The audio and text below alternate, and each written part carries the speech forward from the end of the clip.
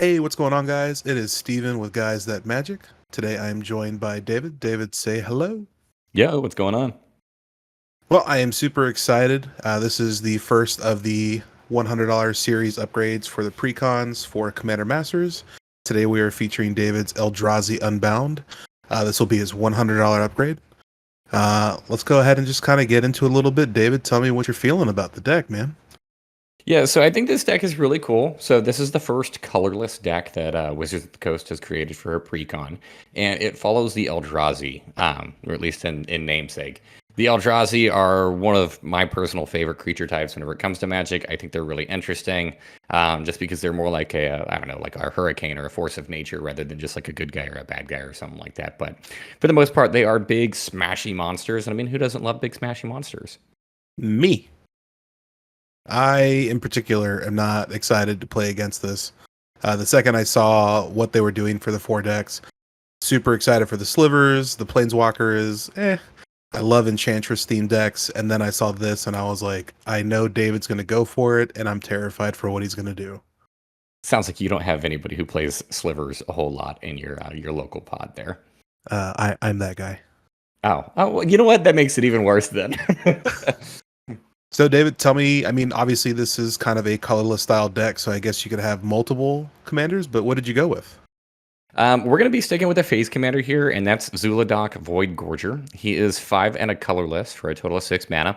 It's a legendary creature Eldrazi. It is a 7/4, and it says the colorless spells you cast from your hand with mana value of 7 or greater have Cascade. For those of you who don't remember what Cascade does, it says whenever you cast one, exile cards from the top of your library until you exile a non-land card that costs less.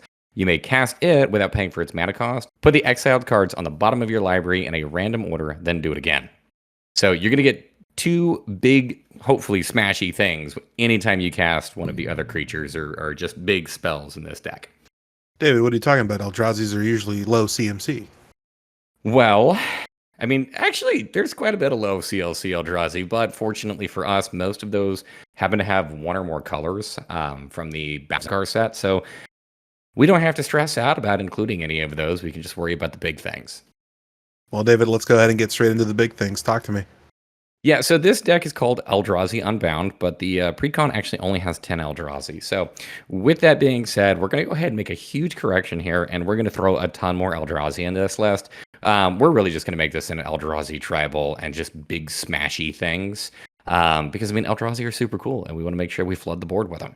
So the first card that we're going to talk about here is Deceiver of Form. This is 6 and a colorless for a creature Eldrazi. It is an 8/8, and it says at the beginning of combat in your turn, reveal the top card of your library. If a creature card is revealed this way, you may have creatures you control other than Deceiver of Form become copies of that card until end of turn. And you may put that card on the bottom of your library. I'm sorry, what? Yeah. So this can be a really fun way for us to just kind of like, I don't know, if we can rip one of the big Eldrazi or maybe something with like Annihilator, make our board terrifying super quickly. This also kind of acts almost as like a pseudo scry type thing, and that we can put it on the bottom of our library too. So there's actually a lot of utility here. And I love this card because this does cost 7, which means it hits that critical threshold for our commander for us to cascade twice off of it. David, this card is terrifying, and I'm very scared that this is only the first card. Yeah, I mean, they only get better and kind of bigger from here. Speaking of bigger, the next one that we're going to talk about is Void Winnower. This is 9 mana for a creature Eldrazi. It is an 11/9 and says your opponents cannot cast spells with even converted mana costs. It says your opponents cannot block with creatures with even converted mana costs. It is a massive creature that limits your opponents and really puts pressure on their ability to block your massive threats.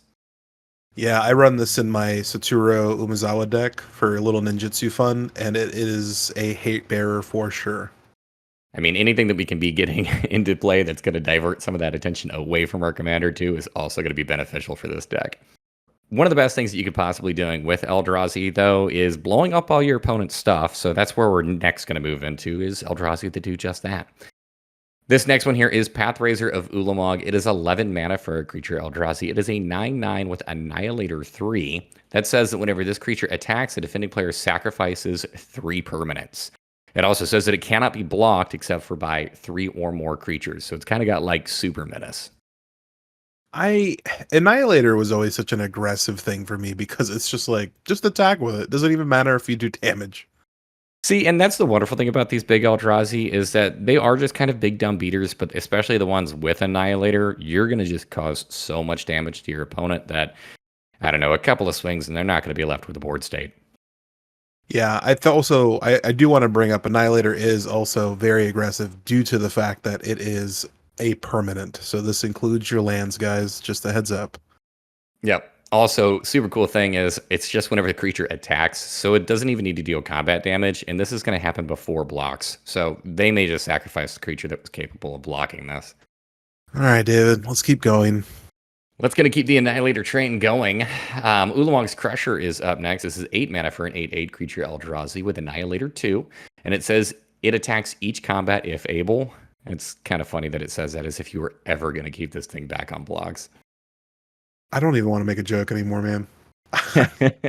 I'm so upset, dude.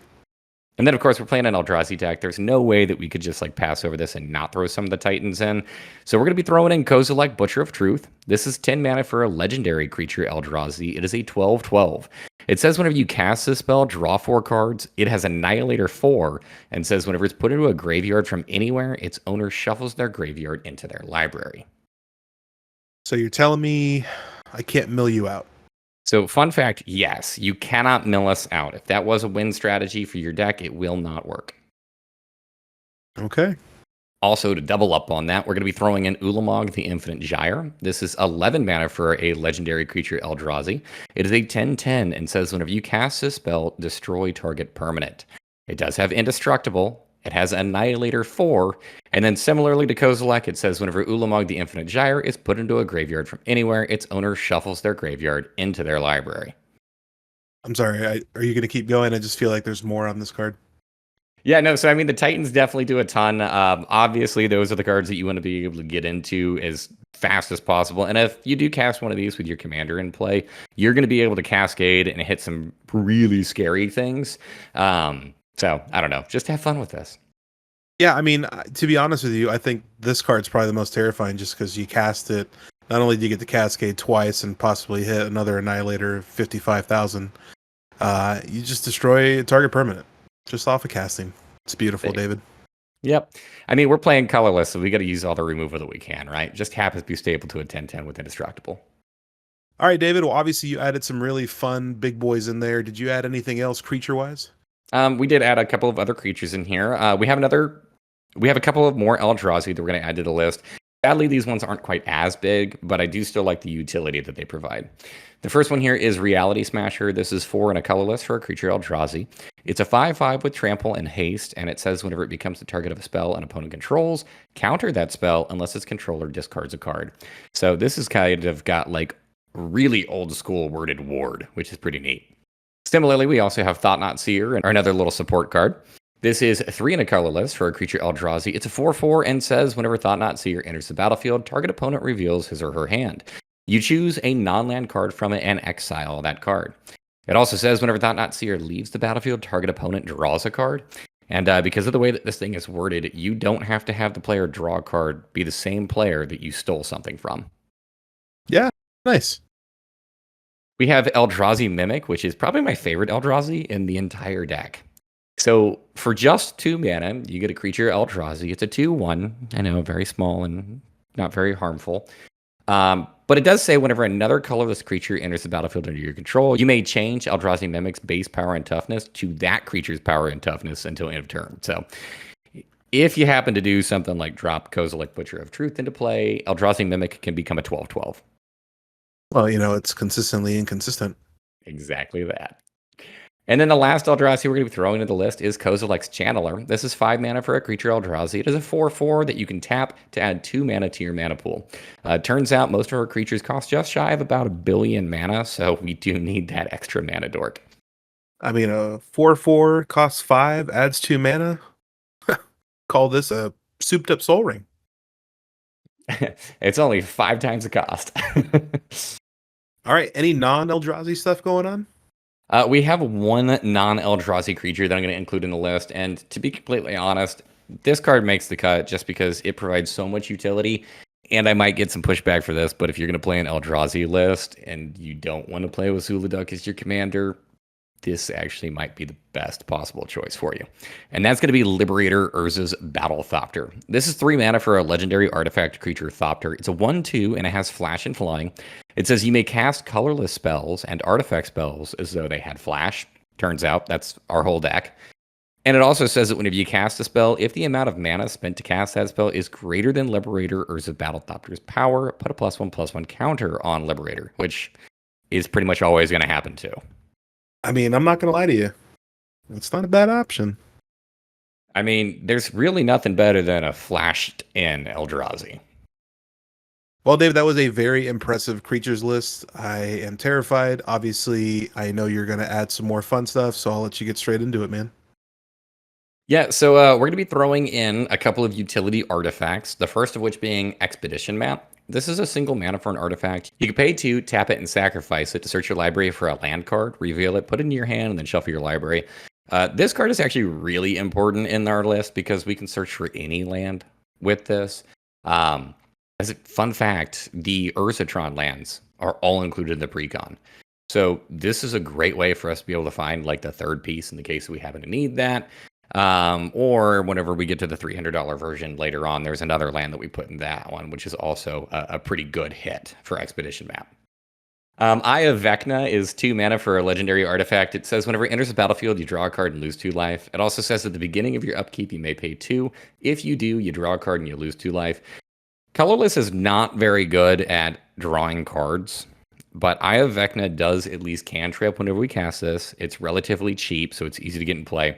And then there are going to be a couple of turns with this deck where you kind of feel like you're not quite there in terms of your mana. So this gives you something to do with that. You just kind of have to keep in mind that you are going to have to plan your turns out ahead of time because you do need to do this during your upkeep. We also have Urza's Incubator. This is 3 mana for an artifact. It says whenever it enters the battlefield, choose a creature type. You're going to pick Eldrazi. It says creature spells of the chosen type cost 2 less to cast. A nice little reduction there. And then because we are including so many more Eldrazi in this list, that's really going to help to smooth things out. Plus get your commander out, hopefully 2 turns earlier. Don't tell me what I'm going to pick, David. All right, you're right. Name Elder Dragon. We're going to pull a hunter. David, any more fun little artifacts you're throwing in? Yes. So the deck actually does do a pretty decent job of getting some artifact ramp out, but I mean, I can't help but wanting to throw more into the list just so that we can make sure we can eventually cast some of our ridiculously expensive, super overpriced spells. So we're going to throw in 3 more mana rocks.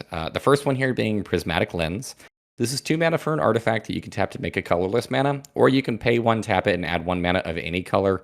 That second line there is basically flavor text. The reason why I'm including this is because it's cheap at only 2 mana and it can just tap for a colorless. It's easy to get into play.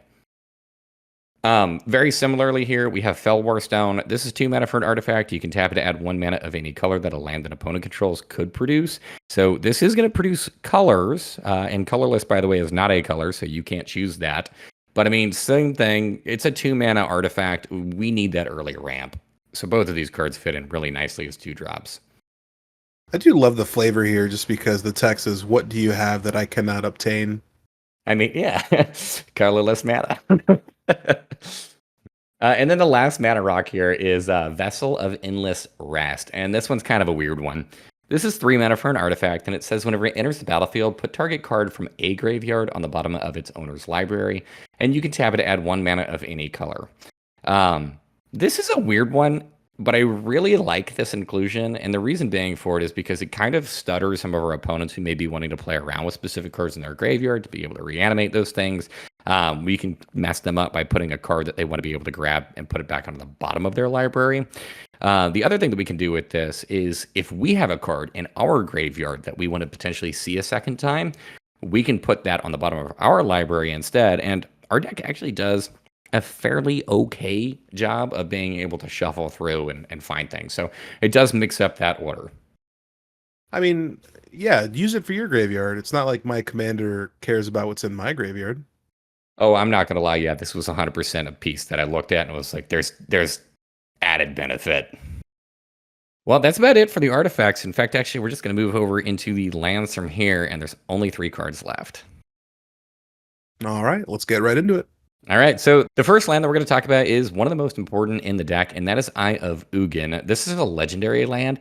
It says colorless Eldrazi spells you cast cost 2 less to cast, and you can pay 7 mana and tap it, search your library for a colorless creature card, reveal it, put it into your hand, then shuffle your library. Super important to note, this card does not tap for mana. So play this whenever you want to drop some Eldrazi. Do not have this be your turn 1 drop because it is going to hurt you. You're not going to be able to drop like a Soul Ring on follow-up. The second land here is Strip Mine. This is a land that we can tap to add 1 colorless mana to our mana pool, or we can tap it, sacrifice it, and destroy target land. If we want to, we can blow up one of our opponent's things in the case that they maybe have a land that's kind of important there. If not, this just comes down nice and easy, and Help can tap for a colorless, pretty much just like every other land in our deck. You're just going to use this to destroy Eye of Ugin, right? I don't think I'm going to use this to destroy Eye of Ugin, but if any of my opponents are maybe playing things like Triomes, I might do that. And then the last card we're going to be including here is Urza's Workshop. This is a land with the Urza's subtype. You can tap it to add a colorless, or if you have Metalcraft, which means you have to have at least 3 or more artifacts, you can tap it and add a colorless for each Urza's land you control. With this, there are 4 in the $100 upgrade. All right, David. Well, I can honestly say I am terrified. I really do enjoy everything you've built so far. When this deck list came out, I was just, I don't want to play against you. I just hope that I get to cast my big smashy things. Well, obviously you did add some amazing things, so that means some things had to get cut. So let's go to the cuts. Our first round of cuts, we're going to be talking about a couple of creatures here. The first one is Endless One. This is a creature that costs X. It is an Eldrazi. It's a 0/0, and it says Endless One enters the battlefield with X+1/+1 counters on it. And I know what you're probably thinking. You're like, what in the world is going on here? This is an Eldrazi. Why in the world did he just cut an Eldrazi? Well, this is an Eldrazi that whenever we cascade into, dies. Because it'll just be a 0/0. Yeah, gone. Yeah, so you're kind of going to see a theme here with this and the next group of cards. They all kind of have that. I don't know why there were so many X spells in this deck. There really feel bad moments whenever you finally do manage to cast something that's really big and you got your commander in play and then you just whiff because you happen to cascade into 1 or, heaven forbid, 2 or more of these things. So it's really weird that they threw 4 X spells in this deck with Cascade. Like, that's kind of aggressive. Yeah, I mean, the X spells, don't get me wrong, they're cool cards, and I can see that maybe they wanted to include them because, like, I don't know, they're flexible. They can be 7 mana spells if you want them to, or they can be 2 mana spells if you need a 2-drop, but I would rather just not take the chance of whiffing on a Cascade with one of these. I'm with you, man. Continuing with that X spell cost theme, though, the next one here is Hangerback Walker. This is XX for an artifact creature construct. It is a 0/0. It says it enters the battlefield with X+1/+1 counters on it. It also says that whenever it dies, you put a 1/1 colorless stopped or artifact creature token with flying onto the battlefield for each +1/+1 counter on Hangerback Walker. And you can pay 1, tap it, and put a +1/+1 counter on it. My justification for cutting this is the same as Endless One. It's just, it doesn't work very well in this deck. Stonecoil Serpent is another X mana spell. This is an artifact creature snake. It's a 0/0. It has reach, trample, protection from multicolored, and it enters the battlefield with X+1/+1 counters on it. All of these cards, just, they don't work. No, not at all, man. We are going to be cutting the 4th X spell in here as well, and sadly, this is actually the backup commander, which I think is really weird. And that is Amarthus Ghostfire Initiate. It is XX for a legendary creature spirit Naga. It's a 0/0, and it says it enters the battlefield with X+1/+1 counters on it. It says whenever you put 1 or more +1/+1 counters on another colorless creature, you may put a +1/+1 counter on this card. And it also says whenever it dies, you manifest a number of cards from the top of your library equal to the number of counters on it. This is not a +1/+1 counters deck. I think that this might be cool if you're trying to play with like a modular deck. I don't know why this card was included in this list, though, to be completely honest. I feel like it's not only not really on theme for the deck, but it doesn't really even work if you want to swap between the 2 new legendary creatures playing this deck right out of the box. That's kind of a weird include for sure. I mean, I guess You can technically I mean, but if you don't manifest an Eldrazi, I mean, what's the point, you know?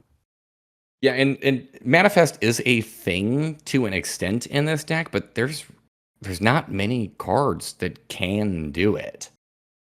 I want to say that there's two. Well, David, let's move on to the next creature people are going to give you a lot of shit about. Yeah, the next creature here that we're going to be cutting. This is called Complete. For 7 mana, you get a legendary artifact equipment. I know it's not actually a creature on its own. It's actually an equipment, but you'll see why it's included in this pile. This is a living weapon. It's got indestructible. It says the equipped creature gets +5/+5 and has first strike, trample, indestructible, haste. And whenever this creature deals combat damage to a creature, exile that creature. It's also got an equip cost of 7. So the way that this thing works is whenever it comes down, you'll make a little germ, and that's why it's living weapon. You create an artifact creature token that's going to have this already equipped to it, which is cool. And I mean, Gorger Complete is a really neat card, but ultimately we had to cut some stuff to make room for Eldrazi, and those are already really expensive. So I looked at some of the other cards that are kind of expensive and just don't quite do enough, and Gorger Complete, sorry to say it, but did get the axe. I mean, what I will say, David, is I think this is actually a good cut. I know I made that joke, but do you really want to spend your turn instead of trying to cascade twice? You want to use your turn to equip this instead? No, not really. I mean, ideally, what you would probably want to do is just cast the 7 mana for this and hope to cascade and hit something off that. But I mean, I would rather just be doing this with Eldrazi, especially since with things like Eye of Ugin and like Eldrazi Temple that are also in the list, we do care about a specific creature type, and Gorger Complete does not qualify for it. Similarly, the next card that I'm going to be getting rid of just kind of falls into the same category, and that's Soul of New Phyrexia. This is 6 mana for an artifact creature Phyrexian avatar. It's a 6/6 with trample. You can pay 5 mana to get permanents you control indestructible until end of turn, or you can pay 5 mana and exile it from your graveyard, and permanents you control gain indestructible until end of turn. This is pretty neat in that it'll save you from a board wipe, possibly even twice. However, it's kind of expensive. You have to have 5 mana up, so you're going to really telegraph what's going on here. And not only is it an expensive creature, but it comes in at only 6 mana, which is really awkward because that means you're not actually even triggering your commander with this. It's just expensive for the sake of being expensive. Yeah, that sucks. I think if it was at 7 mana and you're able to get that double cascade, I think I still would have kept it in, but being right at that threshold, I understand why you got rid of it.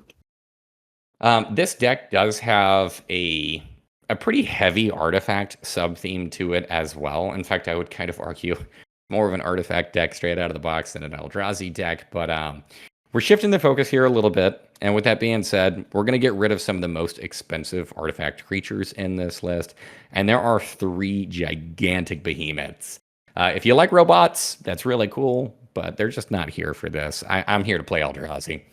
So the first card is Ancient Stone Idol. This is 10 mana for an artifact creature golem. It is a 12/12 with flash. It says that the spell costs 1 last to cast for each attacking creature. It has trample, and it says whenever it dies, you create a 6/12 colorless construct artifact creature token with trample. This card can be really neat. You can have a massive cost reduction on this, be able to flash this thing in, and those creatures that are attacking don't actually even have to be attacking you. I just would rather not be casting 10 mana 12/12s that don't have Annihilator. Oh, wow. Thank you so much.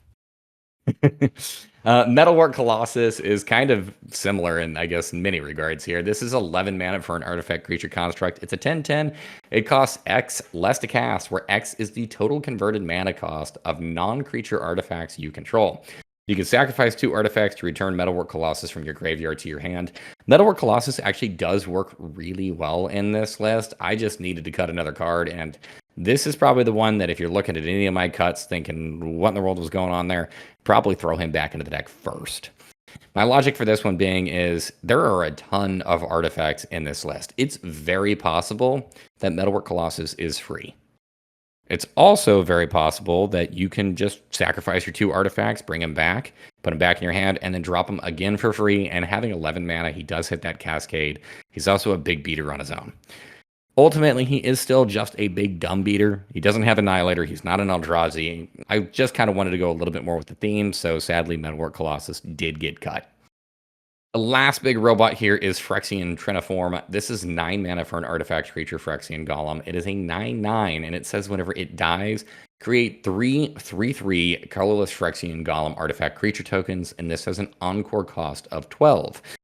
For those of you who don't remember what that means, it says that you could pay 12 mana and exile it from your graveyard. For each opponent, you create a token copy that is attacking that opponent this turn if able. They gain haste, and then you sacrifice them at the beginning of the next end step.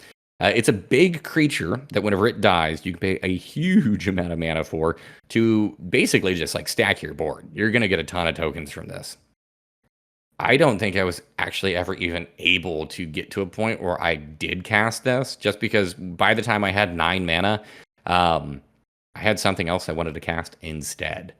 This is a cool card, but it's not super impactful unless it's dying, unless you're really able to make use of all of those tokens. And in this list, we just weren't really doing it. Yeah, I think this card's really good when you read it out, but it's one of those cards where it's like, okay, it's a 9/9. It's really tough to get somebody to block it with something that's able to kill it. So you're really just hoping somebody destroys it with something else, let alone hopefully doesn't exile it. But 12 mana is so aggressive, but you do get 9/3/3s out of it, so I see why. But and that's if you have 3 opponents. Yeah, I mean, there is a lot of potential for upside here. It's just I felt like this card was kind of big, clunky, and unlike the other 2 cards, it doesn't have a cost reduction, so it still always comes in at 9, which is, even in this deck, a lot of mana. All right, David, what other creatures we got? We're going to be cutting 3 other creatures here. The first one here is Scared Tiller. This is 4 mana for an artifact creature Scarecrow. It is a 1/4 that says whenever it becomes tapped, choose 1. You may put a land card from your hand onto the battlefield, or return target land card from your graveyard to the battlefield tapped. The second mode on this card doesn't really work in this deck. We don't have really many lands that are going to be sacrificed going to the graveyard. There's a couple, but not enough to the point where we're really trying to like reanimate lands. The first mode on it, it's cool, but you do have to have this thing actually tap. And coming in at 4 mana, I'm assuming you're swinging in on turn 5 with this, it's probably going to die. So was it worth 4 mana to cheat an extra land in if you happen to have one? I don't really think so. I wasn't a big fan of this card. I mean, I'm glad you got rid of it after seeing you added Strip Mine to the deck. I mean, look, okay. We did include a card that I guess works well here if this thing could attack and not die, but it's a 1/4, so it was going to die anyways. Myriad Construct, it was another one of, I guess, our robots that we got rid of. This one's pretty cheap, though. It's only 4 mana. It's an artifact creature construct. It's a 4/4, and it has a kicker of 3. It says, if Myriad Construct was kicked, it enters the battlefield with a +1/+1 counter on it for each non-basic land your opponents control. It then says, whenever it becomes the target of a spell, sacrifice it and create a number of 1/1 colorless construct artifact creature tokens equal to its power. This wants to be a big smashy creature for 4 mana that you're going to have to kick to do really anything with. No. I respect it. And then the last creature card that we're going to be removing here is Suspicious Bookcase. Suspicious. This is 2 mana for a 0/4 artifact creature wall. It's got Defender, and you can pay 3 and tap it to have target creature can't be blocked this turn. We have a lot of big Eldrazi's. I don't care if they get blocked. If they're getting blocked, we're killing one of our opponent's creatures. We'll get through with damage eventually whenever they've run out of things to die. Yeah, I mean, I get why you threw this one out. I won't lie to you. I mean, everything you've added so far is just Annihilator and just hurts people. I get it. All right, David, any other creatures? No more creatures. From here on, we're going to be moving over to some of the funky stuff that was included in this list. We do have a couple of colorless instant and sorcery cards in this deck, and some of them are cool, and some of them are good. And these next 2 that we're going to talk about are neither. The first card here is Warping Whale. This is 1 and a colorless. It is an instant, and it says choose 1. Exile target creature with power or toughness of 1 or less, counter target sorcery spell, or put a 1/1 colorless Eldrazi Scion creature onto the battlefield. It has sacrifice this creature, add a colorless mana to your mana pool. Warping Whale is a card that seems like it does a lot, when in all reality, this card actually doesn't do anything at all, pretty much ever. It is so narrow with all 3 of these modes, you're probably never going to have an actual decent target for it. The removal on this, killing something off or exiling something off with power or toughness of 1 or less, there's not very many things you're going to be able to hit with that aside from maybe somebody's Mana Dork. Countering a sorcery spell is the best mode on this card, but even at that, you're not countering an instant, so I'm assuming you're not really going to get through any of your opponent's removal. And then the last mode on here, do you really want to pay 2 mana for a 1/1? I mean, David, I'm not gonna lie to you. I'm gonna stock my deck with a bunch of mana dorks and sorcery spells. I mean, you go for it, dude. I'm just hoping your Mana Dorks get stopped by some of the Annihilators. And then this next instant is Spatial Contortion. This is 1 and a colorless. It says target creature gets +3/-3 until end of turn. This is what wants to be a removal spell, and in formats where most creatures only have 3 toughness or less, this is fine. That is not this format. This is not going to kill most of the things that we need to kill. And I don't care about buffing our creatures. Most of our creatures are gigantic. It really doesn't matter if our 8/8 became an 11/11. It's still probably getting through for a ton of damage. All right, David. Well, what other unnecessary things did you take out of the deck? Yeah, we are going to be cutting the one and only enchantment, and this is actually one of the new cards that was included for this list. That's Ugin's Mastery. It's 4 mana. It says whenever you cast a colorless creature spell, manifest the top card of your library, which means that you put it on the battlefield face down as a 2/2 creature. You can turn it up face up at any time for its mana cost, if it is a creature card. And then it says whenever you attack with creatures with total power of 6 or greater, you may turn a face down creature you control face up. There are 2 ways to manifest in this deck. This was one of them. Hey, didn't you cut the other one? There are 3 cards in the entire deck that care about manifest. We've already cut one, and now we're cutting another. There's just not enough in the deck to actually make this work as a theme. So I don't really care about manifest, and this card is all about it. I guess creating the 2/2s, you can then surprise your opponent by turning them face up and be like, haha, I got you. There's my big Eldrazi underneath. It's cool, except for the fact that if you have a 2/2 and then your opponent kills that 2/2, you no longer have the big Eldrazi that was going to do something. So I just rather not. I mean, I'm with you, man. I just the manifest things, and I know there are commanders that specifically do it. It's been so weird for me. I never really got it. I think it's a neat ability if you are playing in like a draft environment, but that's not what we're doing. Nope. Speaking about another card that really doesn't do anything in this list, I am going to be cutting Fire Shrieker. This is 3 mana for an artifact equipment, and since the equipped creature has double strike and it's got an equip cost of 2. Our creatures are massive. This does not help them push damage through. This doesn't give them trample. It doesn't get 2 Annihilator triggers or anything like that. This just makes them hit twice as hard, and it doesn't matter because they're going to kill whatever they needed to kill with their normal combat damage. Fire Shrieker, I just feel like doesn't do anything in this list. Well, David, that was a great removal. Not gonna lie to you, Fire Shrieker not giving you those extra Annihilator triggers is basically useless. All right, so it looks like we had some creatures. We even had some weird colorless instants. We got some enchantments, a little artifact. What else you got? You cut any lands? We did. We cut 3 lands to wrap up the rest of this $100 upgrade. We included 3 lands in the forms of Eye of Ugin, Urza's Workshop, and Strip Mine, so we had to make a little bit of room.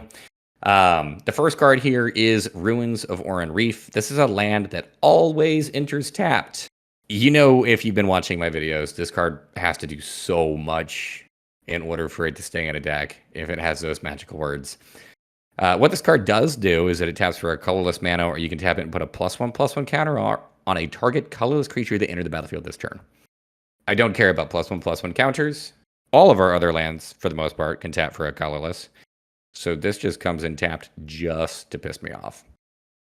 It's so funny too because you can't even use this for mana to cast the creature if you want the +1/+1. This card is like, I don't know. I shook my head whenever I saw that this was included. The next card that we're going to be removing here, people are probably going to give me some flack in the comments for this one, is Mirror Pool. This is a land that I feel reads really well. Like this is going to do so much for you and be such a cool card, but it just doesn't. It says it enters the battlefield tapped, so it has those magical words that I absolutely hate.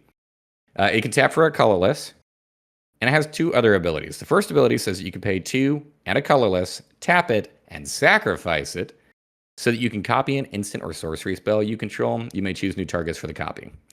There are not very many instant and sorcery cards in this list. There are not very many instants that you want to copy, and although there are some big sorceries that you do want to copy, you've got to pay 3 extra mana and tap this, so you're not contributing to casting those. Like, that is such a huge tax. I would just rather cast the big impactful sorcery like 4 turns earlier.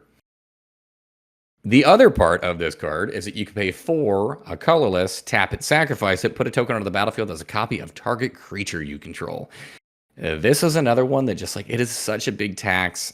Yes, you can copy one of your Eldrazi, and that is really cool.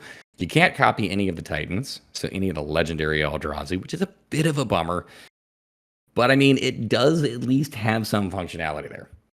Ultimately, however, I hate Tapland so much that Mirror Pool just had to go. I mean, dude, I'm not gonna lie, man. I'm with you. I hate Taplands more than anybody. Yeah, and it sucks too, because Mirror Pool, it's a card that I feel like it reads so well. It's like, wow, I'm gonna double up on like such a big impactful thing. And I just feel like whenever I have this card, whenever I play test with this card, or anytime that I don't know, I have this in a deck for whatever reason, it just doesn't do anything. And then the last card, one of my least favorite cards in all of Magic, and it's going to include itself for this as well, is Temple of the False God. This is a land that you can tap to add 2 colorless mana to your mana pool. Activate only if you control 5 or more lands. But David, we're going to have tons of lands and we have massive creatures. Why are you going to get rid of the Temple of the False God? This card doesn't do anything unless you have 5 or more lands. And yeah, sure, it counts itself. I don't want this in my opening hand. And by the time that I've drawn into this on turn 7, I don't need this anymore. Yeah, I feel like every time I keep this in a deck list, it's always in my opening hand, and I regret it instantly. This is the card that I think I remove out of precons first, every single time. I get that there are some people out there that like Temple of the False God. I'm very, very much so ready for Wizards of the Coast to stop renting this. They never will. They never will. I feel like there's so many other cool things that you could be doing instead of including this in literally every single precon out there. Well, David, something cool I want to know is we gave you $100 of magical Monopoly money to build this precon up. How much of that did you use? So, I'm going to go ahead and I'm going to stress that as of the time of this recording, we are a little bit over budget. We're about 103. However, I do feel like a lot of the Eldrazi are kind of fluctuating right now.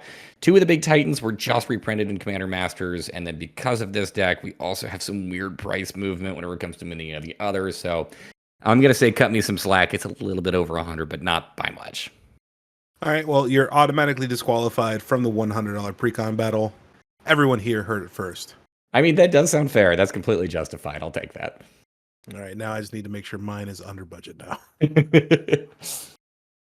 Well, David, I thoroughly enjoyed seeing this deck come together. I am very excited to play against it, and I'm also very terrified to play against it. Any final thoughts on the deck after you've kind of added these fun cards, gotten rid of some of the other ones? Yeah, I think that this deck as a whole is really cool. I did obviously want to stick with Eldrazi just kind of across the board. Zhulodok he's a neat commander. I'm actually not the biggest fan of him to helm a deck. So if you are going to pick this up, I'd recommend that you play with him a couple of times. I think he's a wonderful support card and 100% should still be included in the deck. But if you are looking to stick with something that is more Eldrazi themed, you have all the Titans that you can choose from. Those are all really neat, really impactful. And I mean, most of the time they have massive cast abilities anyways.